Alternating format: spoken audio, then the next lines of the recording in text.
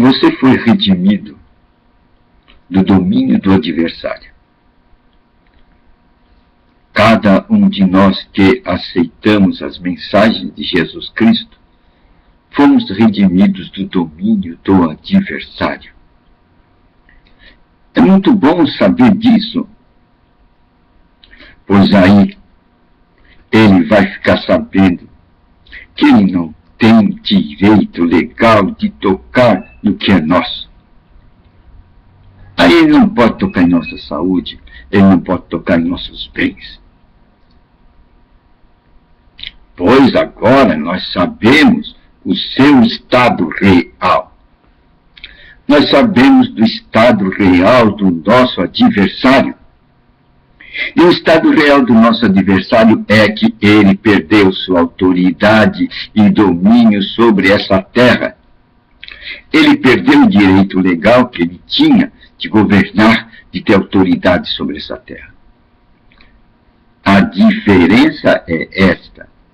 Quando nós não sabemos de que ele perdeu o direito legal de dominar sobre essa terra, nós ficamos sob o seu jugo, isto é, ficamos sob o seu governo. E quando alguém fica sob o governo do adversário de Deus, ele vai ficar num território do esquecimento de Deus. Esse território de esquecimento de Deus é aonde o inimigo vai soprar em nossas vidas com todo o seu vigor, com toda a sua força, e todas as suas intenções darão certo em nossas vidas. E o fim é o que ele coloca. Quem vai determinar o fim da nossa vida não somos nós, mas vai ser esse adversário. É por isso que muitos podem ter muita riqueza, mas dentro de sua alma se sentem vazios. É por isso que podem ter muitas riquezas, mas dentro de sua alma, para mantê-las com uma figura alegre, contente, para exibir uma figura de alegria, de positividade, tomam remédios, tomam drogas. Este é o resultado de estar no território do inimigo. Pois a finalidade do inimigo é esta: matar, roubar e destruir. Esta é a meta principal do adversário. É no seu território, nos limites do seu domínio, há o esquecimento de Deus. Pois as pessoas nem lembram que existe Deus. Ele só tem o olhar para ver as coisas deste mundo. E a palavra de Deus, ela diz uma coisa a respeito das coisas deste mundo. Pois o amor ao mundo não pertence, às coisas de Deus. O amor ao mundo está no domínio do esquecimento das coisas de Deus. O mundo é colocado como o adversário de Deus. Então as Escrituras dizem: não ameis o mundo nem as coisas que nele há. Pois ali está um território onde há o esquecimento de Deus. É o domínio do esquecimento de Deus. Então vamos ver que esse domínio é o domínio do homem natural. E o homem natural, o homem que não é espiritual, ele não gosta que se fale das coisas de Deus. Ele não tem conhecimento das coisas de Deus. Quando alguém me fala, ele tem uma mera lembrança, porque ele já ouviu falar desse outro reino de Deus. Ele já ouviu alguém falar do reino de Deus. Mas dentro de si ele fala: por favor, não me toque neste conhecimento. Eu não quero saber desse assunto de Deus, pois afinal eu não vejo Deus. Eu só acredito naquilo que eu posso ver e posso tocar. Ele é um grande mentiroso. Quando alguém que diz que acredita no que pode ver e no que pode tocar, unicamente nisso, ele é um grande mentiroso. Pois ele não vê o amor de sua mãe, ele não vê o carinho do seu pai, ele não vê a fraternidade dos seus irmãos. Ele não vê o ar que ele respira, o ar que sai das suas narinas, ele não consegue ver. Ele não vê a força da eletricidade. Não vê eletricidade. Mas, no entanto, essas forças, embora não perceptíveis pela razão humana, elas existem. Ou pelo olhar humano, o olhar físico humano, elas existem. Embora a pessoa não possa ver, o vento existe. Embora a pessoa não pode ver, a eletricidade existe. Então, o homem natural, ele não consegue ver o reino de Deus, pois está totalmente submerso no reino do adversário. O amor do mundo, as coisas do mundo, é a ânsia do seu coração. Mas aqueles que aprenderam a olhar as Escrituras como a palavra de Deus, aprenderam a ter a visão das coisas de Deus, estes foram redimidos do domínio do inimigo. A estes é dito: vocês conhecem o Espírito Santo. Vocês são conhecedores do Espírito Santo. Aqueles do mundo, aqueles homens naturais, não conhecem o Espírito Santo, não sabem dele. E por isso não podem ver, não podem vê-lo.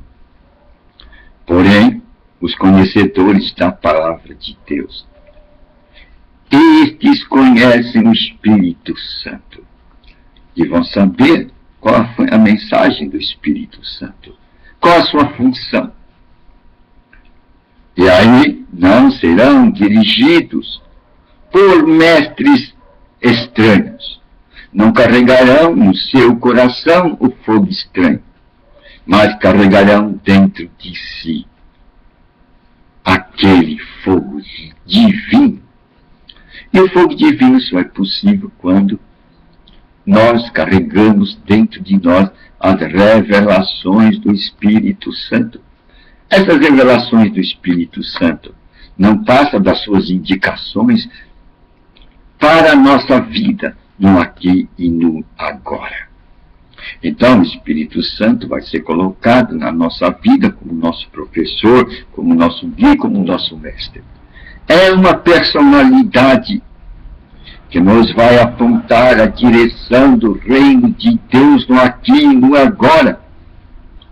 Vamos andar no reino de Deus no aqui e no agora de nossa existência.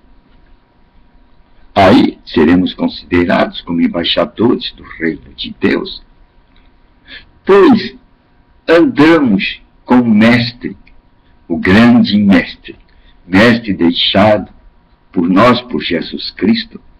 Jesus Cristo disse: eu vou ao Pai, mas vocês não irão ficar órfãos. Os discípulos, por alguns dias, ficaram perdidos na sua visão do horizonte, quando eles viram Jesus Cristo morto. Depois, a pedra fechar. Ali está o Mestre. Ali está o fim de toda expectativa deles. Eles tinham a expectativa da visão do reino terrestre, baseada em Jesus Cristo. Ele seria o grande libertador de Israel. Mas agora, Jesus estava dentro lá da pedra. Estava morto. As expectativas deles feneceram. Não tinham ouvido para ouvir uma palavra que Jesus disse para eles: não vos deixarei órfãos, rogarei ao Pai, e Ele há de enviar para você o outro Consolador,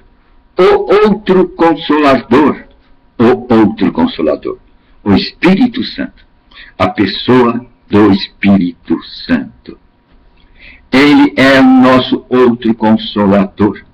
Ele é como se fosse Jesus Cristo para os discípulos, sendo que para cada geração, em cada época, o Espírito Santo é como Jesus Cristo.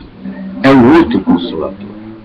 É a Ele que devemos dedicar a nossa atenção, os nossos ouvidos, nossos anelos, para ouvir a sua voz. Pois está escrito: os filhos de Deus são dirigidos pelo Espírito de Deus. Quem é que dirige os filhos de Deus? É a lei dos 10 mandamentos? Não. Hoje, os filhos de Deus são dirigidos pelo Espírito de Deus. Hoje a lei está escrita dentro de nossos corações, não mais em coração de pedra.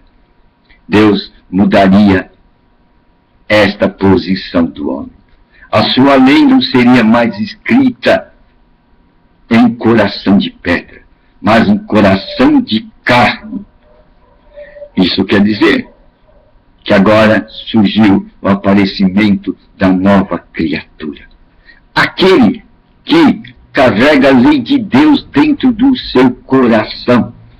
E a lei de Deus dentro do seu coração é uma lei revelada pelas revelações e palavras do Espírito Santo. É o Espírito Santo quem vai dizer a lei, a nossa maneira de agir, o modo, o como passar pelas circunstâncias. No mar das circunstâncias, o cajado que vai apontar a direção a seguir, são as revelações do Espírito Santo. Pois os filhos de Deus são dirigidos pelos 10 mandamentos? Não, os filhos de Deus são dirigidos pelo Espírito Santo. Em Apocalipse diz: ouça que o Espírito diz às igrejas, e novamente eu volto a pisar na mesma posição: Deus não habita em templo feito por mãos de homens. Diz Paulo: não sabeis vós que vocês são o templo de Deus? Vocês são o templo de Deus. Cada um de nós somos o templo de Deus. Nós que optamos a ficar dentro do reino de Deus e que agora somos gerados de novo, somos nova criatura, seremos dirigidos agora em nosso coração por uma lei ditada pelo Espírito Santo. E essa lei é a voz do Espírito Santo. A voz do Espírito Santo é a lei do nosso coração, no aqui e no agora. Isto é, na nova dispensação, no Novo Testamento. A lei de pedra ficou para trás. A lei de pedra ficou de Moisés até João Batista. Agora é a lei da nova criatura. É a lei de carne. É a lei vivente. É a lei que vem por ouvir a voz do Espírito Santo. Quando o Espírito Santo fala a nós. Quando o Espírito Santo fala a nós.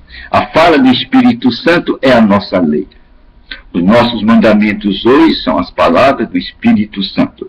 E somente isto vem quando nós estivermos lendo ou meditando nas Escrituras Sagradas, ouvindo a palavra de Deus, ou tendo o Espírito Santo.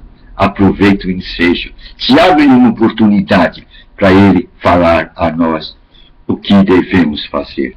Ele nos dá a direção. Então, hoje, a direção para a nova criatura, para o Novo Testamento, para a igreja do hoje, do presente, são as direções do Espírito Santo. Ouça o que o Espírito diz à igreja. É uma boa nova, não é?